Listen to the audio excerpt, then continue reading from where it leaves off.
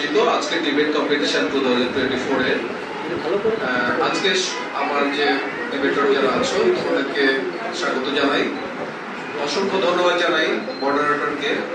চমৎকার একটি আয়োজন, যে আয়োজনের মাধ্যমে খুলে যেতে পারে আমাদের শিক্ষার্থীদের সেই অপার সম্ভাবনা, সেই ক্যারিয়ার এবং সামনের উজ্জ্বল ভবিষ্যৎ। যারা বিচারক মন্ডলী আছেন, আমার যারা শিক্ষক মন্ডলী আছেন এবং সুপ্রিয় শিক্ষার্থীবৃন্দ যারা তোমরা অ্যাটেন্ড করছো না কিন্তু আগামী বছর ইনশাআল্লাহ করবে। 50 ধরনের অঙ্গভঙ্গি নকল করতে পারে এবং এটি মানুষের সাথে কথোপকথন করতে পারে এবং প্রশ্নের মধ্যে এমন সফটওয়্যার দেওয়া হয়েছে যা কোনো প্রশ্ন শোনার কিছুক্ষণের মধ্যে উত্তর দিয়ে দিতে পারে।